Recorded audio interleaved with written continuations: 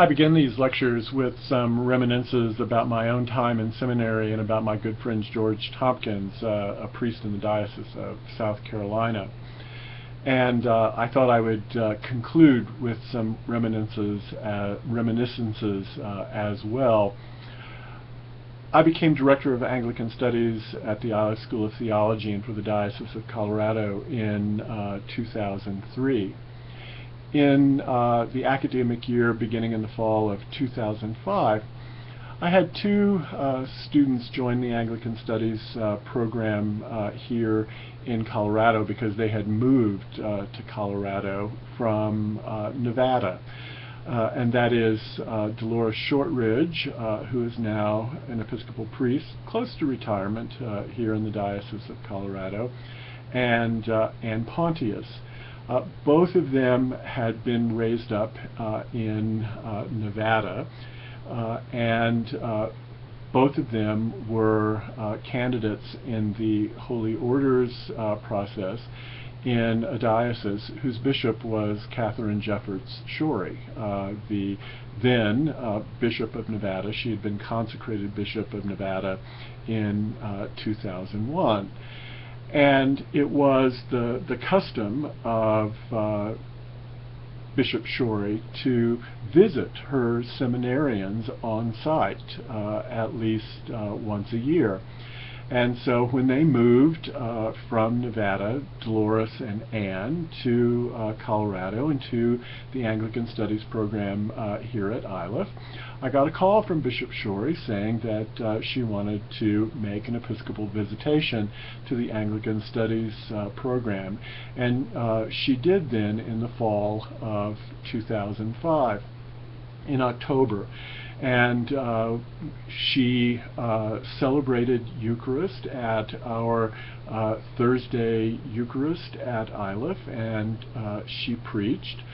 She had lunch with all of the students in the Anglican Studies program, and then spent the rest of the afternoon meeting one-on-one with Anne and Dolores to talk about their work at the Iliff School of Theology and the Anglican Studies program. And she met with me and had dinner, and then the next day was back on her way to Nevada. You'll recall that Bishop Shorey is also a skilled pilot and flies her own plane, and so she can do these sorts of things, in addition to being an oceanographer with a PhD in microbiology. A woman of extraordinary skills and training. Next week, when we had Eucharist for the Anglican Studies program on Thursday and lunch afterwards, I said to the Anglican Studies students that I thought that our visitor last week, Bishop Shorey, was surely destined to be a presiding bishop in the Episcopal Church. I thought I had never in my life met such a profoundly gifted priest and bishop as Catherine Jeffords Shorey. And the students laughed at me and said, "Greg, you have to be crazy. She's the bishop of a Western diocese with 7 parishes and a few missions. She's only been a priest for less than a decade. She's only been a bishop since 2001. You have to be crazy." Well, of course, 2006 and the spring came, and she was nominated to the slate for those who would be considered for election as presiding bishop in the Episcopal Church. And I got to say, "I told you so." Of course, even I didn't believe that she would be nominated as presiding bishop as soon as 2006. I thought we would at least, pass 9 or 18 years before that would ever happen. But there she was on the slate to be elected as presiding bishop. So I got to say, "I told you so." And all of the Anglican Studies students said to me, "But she will never be elected. There is no way that she will be elected."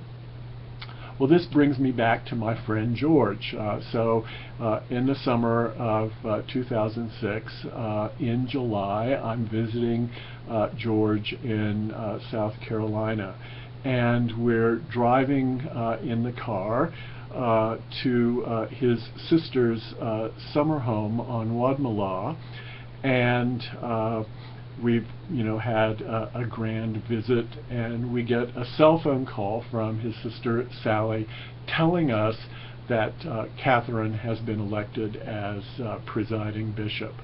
And it was a wonderful time to be in the car with George and to hear that news, and to reminisce about those days at Yale Divinity School when George was preparing to be ordained as the last candidate in the Diocese of Connecticut, at a time when the issue of the ordination of women was uppermost in our mind, let alone the ordination of women and the consecration of a bishop, and then a female bishop becoming the presiding bishop of the Episcopal Church and a primate in the Anglican Communion.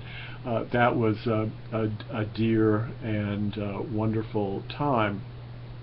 And so we now are confronting the fact that Catherine Jefferts Schori is coming to the end of her term, her 9-year term as presiding bishop. And we have to reckon with the fact that during her tenure as presiding bishop has been the enormous upheaval in the church, not about the ordination of women, but of course about the ordination of openly gay and lesbian persons, and the rift that has caused. We know that during her tenure that she has presided over the defection of 5 dioceses from the Episcopal Church, and difficult and very expensive lawsuits concerning those defections. It's estimated that it's cost the Episcopal Church something like $22 million. And among those defections, most recently, has been the Diocese of South Carolina, in which my dear friend George Tompkins serves.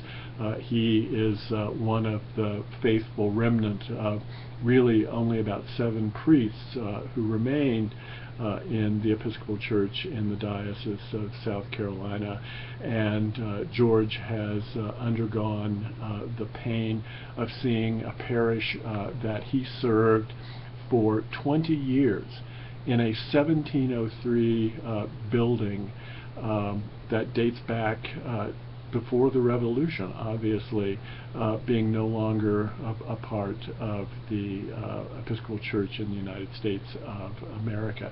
It's a very painful time for him, and yet he can say, as he meets in a little Episcopal church, one of the faithful remnants, in a funeral home on Sunday mornings, not a 1703 colonial building.